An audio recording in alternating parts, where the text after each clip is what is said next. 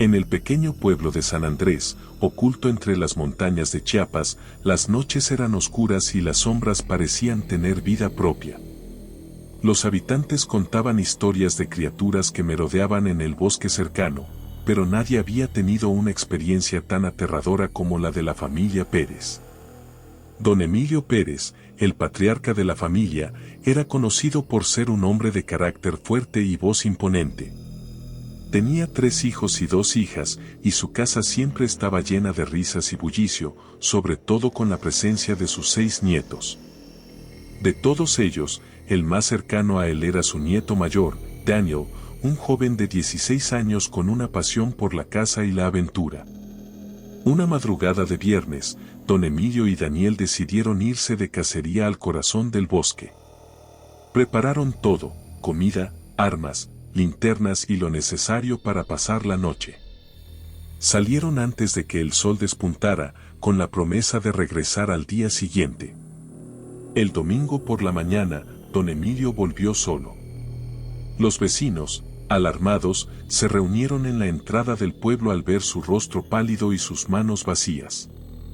No llevaba ni su escopeta ni la mochila con provisiones. Sus ojos estaban vacíos, como si hubiera visto algo que su mente se negaba a procesar. ¿Y Daniel?, preguntaron con urgencia. Don Emilio apenas podía hablar. Murmuró que había caminado en línea recta, guiado por un impulso inconsciente. No recordaba cómo había llegado al pueblo, ni qué había pasado con su nieto. La familia, angustiada, decidió organizar una búsqueda. Al caer la tarde, partieron en una caravana de linternas y antorchas, adentrándose en el bosque que ahora parecía más oscuro y amenazante que nunca. Don Emilio, en su estado de confusión, no pudo acompañarlos ni dar detalles precisos de su travesía. Durante la noche, los buscadores llegaron a una parte del bosque donde los árboles eran más altos y las sombras más densas. La luz de las antorchas apenas lograba penetrar la oscuridad. En ese rincón sombrío, colgando de una rama robusta, encontraron el cuerpo de Daniel. Tenía una soga al cuello, su rostro estaba desfigurado por el sufrimiento. El horror no terminó ahí. Junto a Daniel, colgando de otra rama, estaba el cuerpo de don Emilio. Ambos cuerpos se balanceaban ligeramente con el viento, en un macabro vaivén que paralizó a los presentes. Nadie podía comprender cómo era posible que don Emilio estuviera ahí, cuando lo habían visto regresar al pueblo. Llenos de miedo y confusión, bajaron los cuerpos y notaron que no tenían ninguna de sus pertenencias. Todo había desaparecido. ¿Quién podría haber hecho algo tan cruel? Al regresar al pueblo, encontraron a Sofía, la nieta que había quedado a cuidar al abuelo, dormida en una silla. La cama de don Emilio estaba intacta, como si nunca hubiera sido usada. Los aldeanos estaban aterrados y confundidos. Había algo sobrenatural en todo aquello. La historia se extendió rápidamente, y la gente comenzó a murmurar sobre una maldición en el bosque, una fuerza oscura que había atrapado a don Emilio y a Daniel. Los días siguientes fueron un tormento para la familia Pérez. La tragedia había dejado una marca imborrable. Nadie quería acercarse al bosque, y cada vez que se mencionaba la historia, un escalofrío recorría el cuerpo de quien la escuchaba. Una semana después, un viejo del pueblo, conocido por sus conocimientos en lo oculto, visitó a la familia. Les dijo que el bosque estaba maldito desde tiempos ancestrales, cuando los antiguos habitantes habían realizado rituales oscuros para protegerse de invasores. Las almas de los sacrificados vagaban por el bosque, atrapando a quienes osaban adentrarse demasiado. El viejo sugirió realizar un ritual de purificación para apaciguar a los espíritus. La familia, desesperada, aceptó. Reunieron a los aldeanos y, guiados por el anciano, se adentraron una vez más en el bosque. Llevaron ofrendas, encendieron inciensos y recitaron antiguas oraciones. La atmósfera era densa, cargada de tensión. Mientras el ritual avanzaba, una niebla espesa comenzó a rodearlos. De repente, entre la niebla, aparecieron las figuras fantasmales de don Emilio y Daniel. Sus rostros, aunque pálidos y tristes, parecían estar en paz. El anciano los instó a no temer. Les dijo que los espíritus buscaban redención.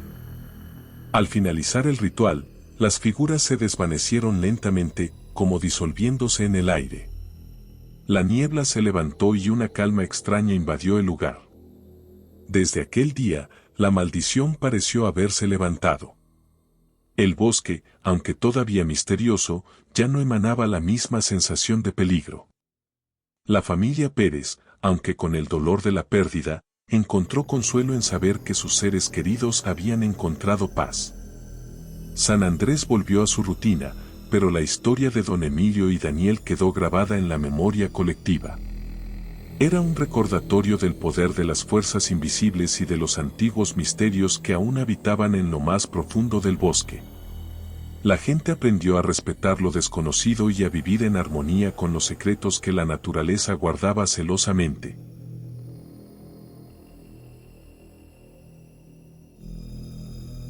Mi suegro, un hombre de pocas palabras y mirada profunda, es de un pequeño pueblo en Jalisco. A menudo cuenta historias de su juventud, pero ninguna es tan perturbadora como la que involucra la muerte de sus hermanos. Uno de ellos, Juan, murió en la cárcel, acusado de asesinar a Armando, el otro hermano.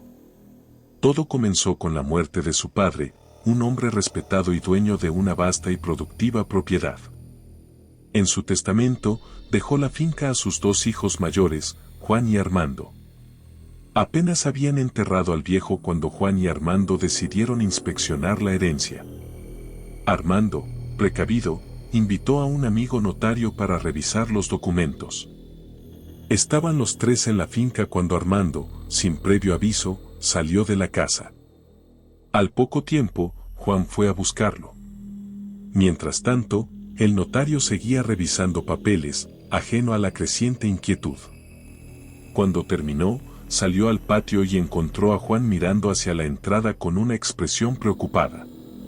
¿Dónde está Armando?, preguntó el notario. Parece que se fue, respondió Juan, pero algo no cuadraba. La camioneta de Armando seguía ahí, y el camino era demasiado largo para recorrerlo a pie sin preparación. El notario, siendo amigo de Armando, comenzó a sospechar. En los pueblos, las disputas por tierras pueden terminar en tragedia. Buscaron a Armando durante horas, pero fue en vano. El notario, que tenía llaves de la finca, volvió más tarde con unos familiares, uno de los cuales trabajaba en el ayuntamiento. Al borde de la propiedad, encontraron 3 dedos y un charco de sangre. Sin un cuerpo, no había escena del crimen, pero en muchas partes de nuestro país, la justicia puede ser caprichosa. Juan fue señalado como el principal sospechoso y, bajo presión, se declaró culpable. Lo condenaron a 10 años. Sin embargo, no cumplió ni uno.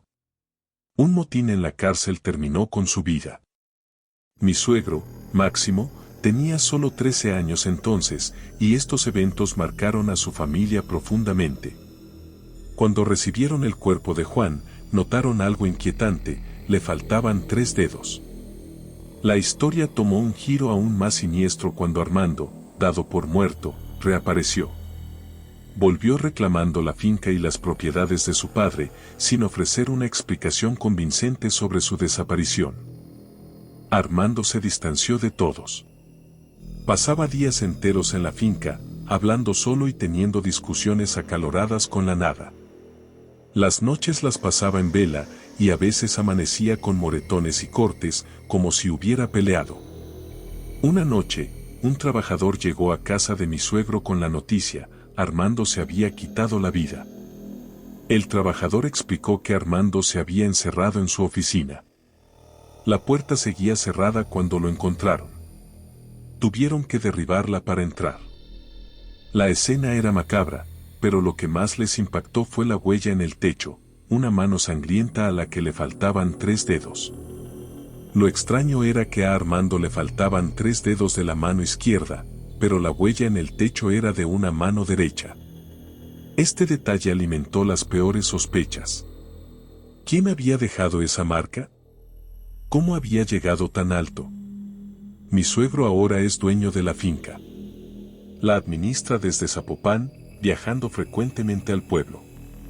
Un día, mientras bebíamos café, me prometió mostrarme una cajita de madera en la que guarda los dedos que encontraron. Dice que los restos vinieron con la herencia de la propiedad. Nadie sabe si son los dedos de Armando o los de Juan. Esa noche, mientras conducía de regreso a Zapopan, no pude evitar pensar en la historia. Las luces del auto iluminaban el camino oscuro, y mi mente vagaba por las sombras de la finca. Sentí un escalofrío recorrerme la espalda. La historia de mi suegro no era solo un relato de avaricia y muerte, sino una advertencia de las fuerzas desconocidas que habitan en los rincones oscuros de nuestra tierra. Cada vez que visito la finca, siento una presencia inquietante, como si las sombras del pasado aún rondaran esos campos.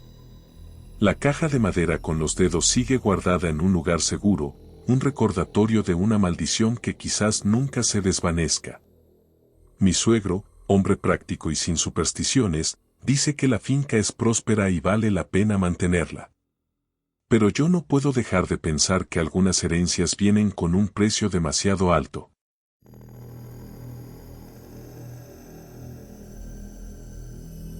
Dos veces en mi vida vi a mi bisabuelo. Nosotros vivíamos en Guadalajara y él en un pueblo cercano a la Sierra de Pénjamo. Mi mamá no iba muy seguida, pero cuando llegaba a ir no nos llevaba con ella. Cuando lo conocí yo tenía 7 años. La última vez que lo vi ya tenía 19. En ambas ocasiones nos quedamos como 3 semanas en su casa, ambas veces fue por el funeral de algún familiar. Tuve oportunidad de convivir con él diario, así que puedo decir que sí tengo suficientes recuerdos de él.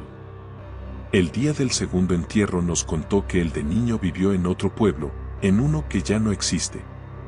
Si me dijo el nombre te juro que no me acuerdo. Don Ignacio nos dijo que él vio el fin del mundo. A mí que siempre me ha gustado escuchar las historias de los demás, me senté a escuchar lo que yo pensaba iba a ser un cuento para niños.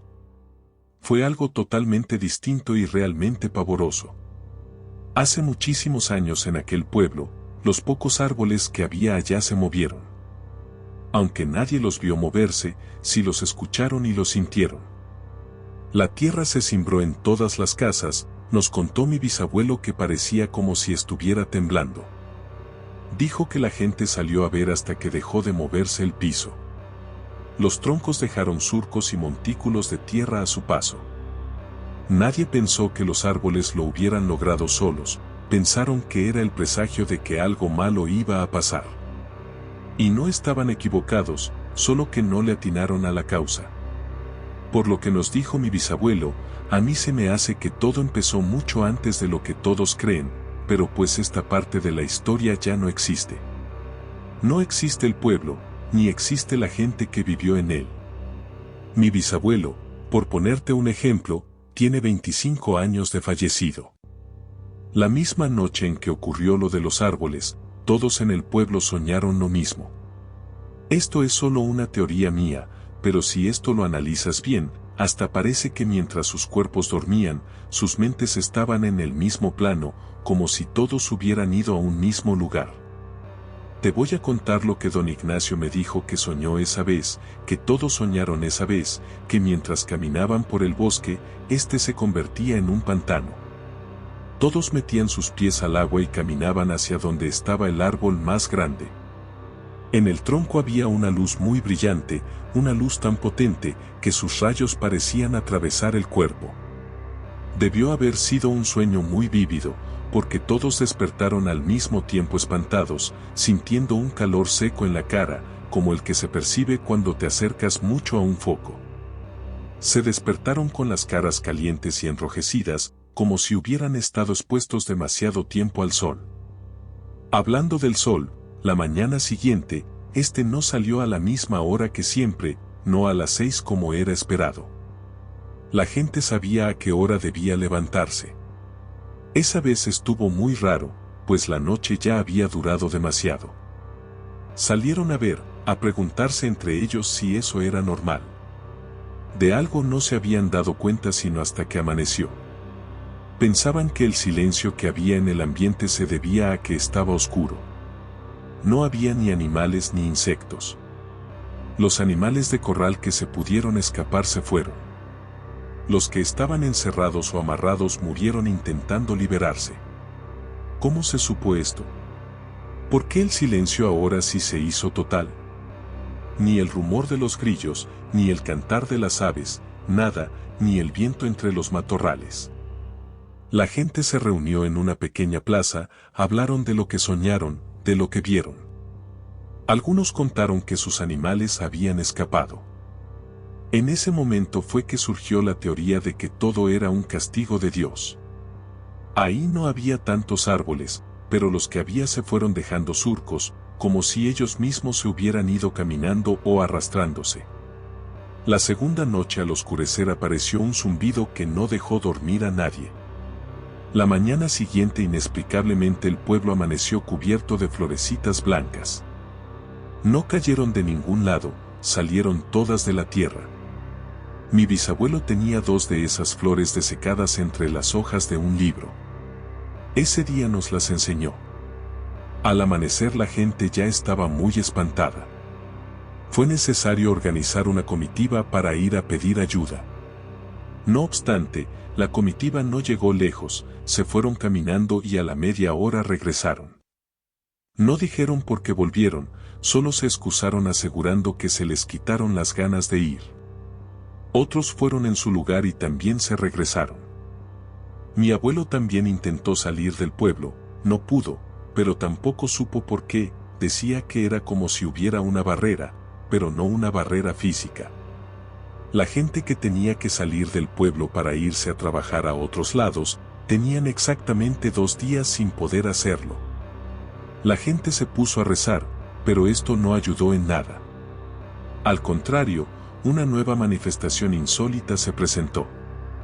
De las casas salieron utensilios y herramientas de metal. Pasaron por las calles arrastrándose, como si un imán gigante las estuviera jalando. Todas iban a un mismo lugar. La gente se fue a seguirlas, hachas, cuchillos, ganchos, yuntas, machetes, armas, hasta unas esferas de metal que nadie había visto antes que salieron del suelo. Allá en lo alto de una loma, se concentraron todas. En esa dirección parecía que iban los árboles, allá estaban todos los animales, muertos claramente. De un mero centro salía el calor seco que todos soñaron, que les puso la cara roja y caliente. Estando la mayoría ahí, el cielo se nubló un poco, y luego algo arriba rugió.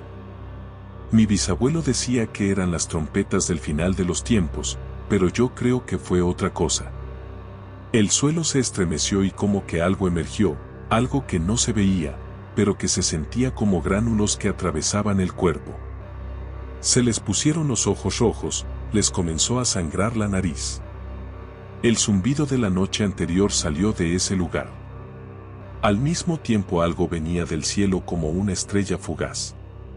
Don Ignacio se acuerda bien que la gente estaba de rodillas, mirando hacia arriba, pidiendo perdón, entregando su voluntad a Dios y aceptando el final de los tiempos. Lo más que se pudieron acercar los pobladores al centro fue a unos 20 pasos, y ir más allá era doloroso y difícil. No sé si tú pienses lo contrario, pero como lo describió mi bisabuelo, más me parecía que lo que salía del suelo era radiación radioactiva o un electromagneto gigante. Desafortunadamente, como te repito, ahora es imposible saberlo a ciencia cierta.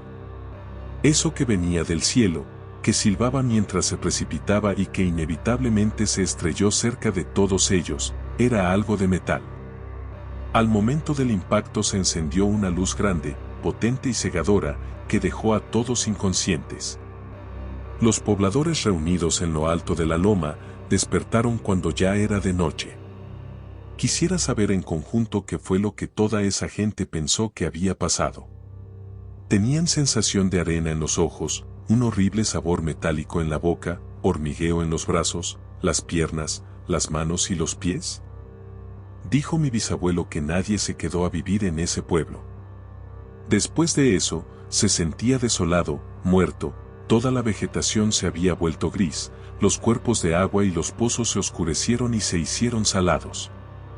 Quisiera tener una foto de él, tal vez un día en que regrese a ese pueblo, espero que no sea por el fallecimiento de alguien más.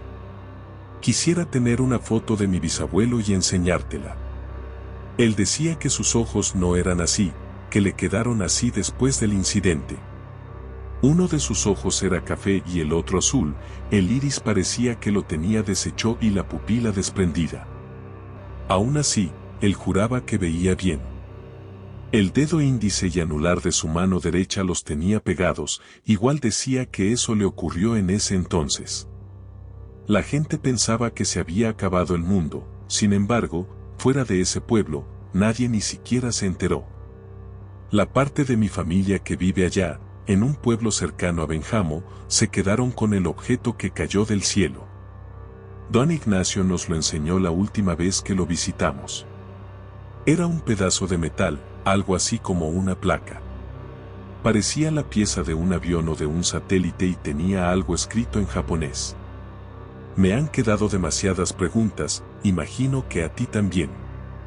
Lamento no poderlas responder, especialmente una en donde me cuestiono, cómo es que cayó del cielo algo que, en aquella época, ni siquiera existía.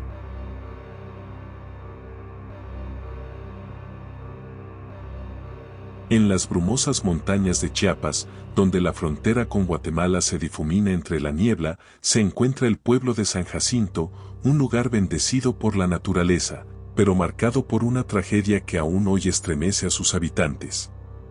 Doña María, una anciana de piel curtida por el sol y ojos que reflejan la sabiduría de los años, narró esta historia a sus nietos, acurrucados alrededor del fogón mientras la leña crepitaba y las sombras danzaban en las paredes de adobe. En aquellos tiempos, cuando Doña María era una jovencita, San Jacinto era un pueblo pequeño y unido, donde la vida transcurría al ritmo de la naturaleza. Los hombres se dedicaban a la agricultura y la caza, mientras que las mujeres cuidaban del hogar y los niños. Entre los cazadores más reconocidos del pueblo se encontraba don Manuel, un hombre curtido por las inclemencias del tiempo y experto en los secretos de la selva. Don Manuel era conocido por su valentía y astucia, y por su profunda conexión con la naturaleza. Se decía que podía comunicarse con los animales y que conocía los mejores lugares para encontrar las presas más codiciadas. A su lado, siempre estaba su nieto Alfredo, un muchacho alegre y aventurero que había heredado la pasión por la caza de su abuelo. Un día, don Manuel y Alfredo decidieron embarcarse en una expedición a la selva oscura, un lugar remoto y temido por los habitantes de San Jacinto. Se decía que en esa selva habitaban criaturas extrañas y espíritus malignos, y que aquellos que se adentraban en ella nunca regresaban. A pesar de las advertencias, don Manuel y Alfredo estaban decididos a explorar la selva oscura. Creían que en sus profundidades podrían encontrar presas más grandes y valiosas que las que se encontraban en las zonas cercanas al pueblo. Partiendo al amanecer, don Manuel y Alfredo se adentraron en la espesura de la selva oscura. Llevaban consigo provisiones para varios días, armas y herramientas para la caza, y un profundo sentido de aventura. Los días transcurrieron y no se tenía noticias de don Manuel y Alfredo. La preocupación comenzó a apoderarse de los habitantes de San Jacinto, quienes temían por la suerte de los dos cazadores. Al séptimo día, don Manuel regresó solo al pueblo. Su rostro estaba pálido y demacrado, y sus ojos reflejaban una profunda tristeza. No llevaba consigo ninguna presa, ni rastro de Alfredo. Al ser interrogado por los ancianos del pueblo, don Manuel solo pudo relatar que se habían separado en la selva mientras buscaban agua. Dijo que había buscado a Alfredo por todas partes, pero que no había logrado encontrarlo. Ante la angustiosa noticia, un grupo de hombres valientes organizó una búsqueda desesperada para encontrar a Alfredo. Recorrieron la selva oscura durante días, siguiendo el rastro de don Manuel, pero no encontraron ninguna señal del joven. La esperanza comenzó a desvanecerse y la comunidad de San Jacinto se sumió en el dolor y la incertidumbre. ¿Qué había pasado con Alfredo? ¿Había sido víctima de algún animal salvaje o de alguna entidad sobrenatural que habitaba en la selva oscura? Un día, mientras peinaban una zona remota de la selva, los hombres del grupo de búsqueda encontraron un espectáculo dantesco. Alfredo colgaba de una rama de un árbol, con el rostro contorsionado por el dolor y la soga aún apretando su cuello. La escena era escalofriante. No había señales de lucha ni de la presencia de ningún animal. El cuerpo de Alfredo parecía haber sido colocado allí de forma deliberada. La noticia del hallazgo del cuerpo de Alfredo se extendió por San Jacinto como un rayo. El pueblo entero estaba sumido en la consternación y el terror. No solo habían perdido a un joven querido, sino que también se enfrentaban a un misterio inexplicable. Al regresar al pueblo, los hombres del grupo de búsqueda encontraron a don Manuel muerto en su cama. Su rostro tenía la misma expresión de horror que reflejaba el de su nieto cuando lo encontraron en la selva. La muerte de don Manuel en circunstancias tan extrañas conmocionó aún más a la comunidad. No había explicación lógica para lo que había sucedido. ¿Acaso el espíritu de Alfredo había regresado para vengarse? ¿O era don Manuel víctima de una maldición que lo atormentaba desde la muerte de su nieto? Los ancianos del pueblo se reunieron en secreto para discutir el terrible suceso.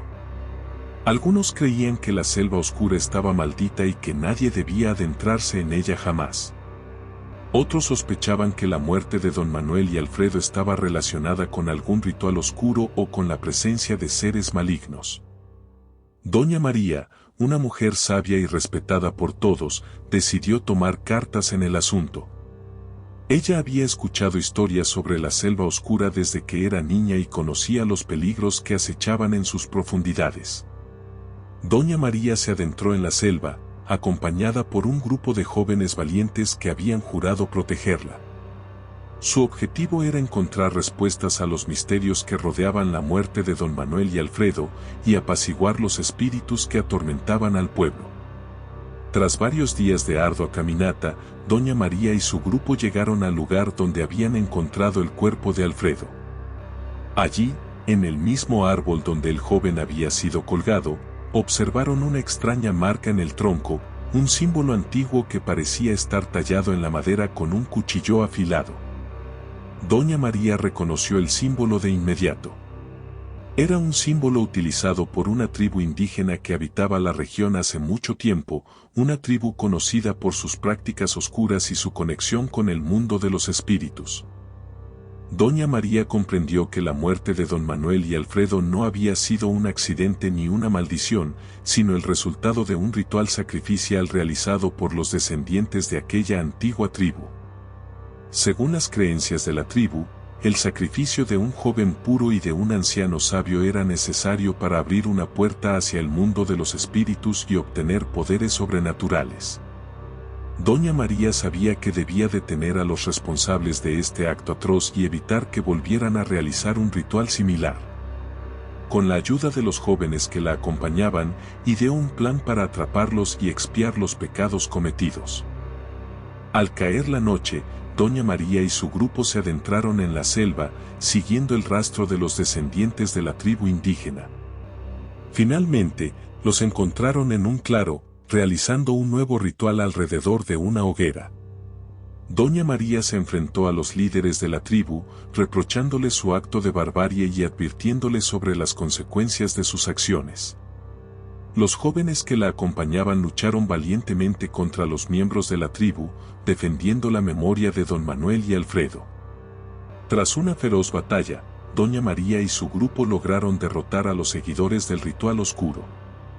Destruyeron los símbolos y objetos utilizados en la ceremonia y aseguraron que nunca más se llevarían a cabo este tipo de sacrificios en la selva oscura. Con la muerte de don Manuel y Alfredo vengada y la amenaza de los rituales oscuros eliminada, la paz regresó al pueblo de San Jacinto. Doña María y los jóvenes que la acompañaron fueron aclamados como héroes, y su historia se convirtió en una leyenda que se transmitió de generación en generación. Desde entonces, la selva oscura dejó de ser un lugar temido y se convirtió en un símbolo de respeto por la naturaleza y las tradiciones ancestrales. El espíritu de don Manuel y Alfredo, finalmente en paz, pudo descansar junto a sus ancestros, dejando atrás un legado de valentía y sabiduría que aún hoy inspira a los habitantes de San Jacinto.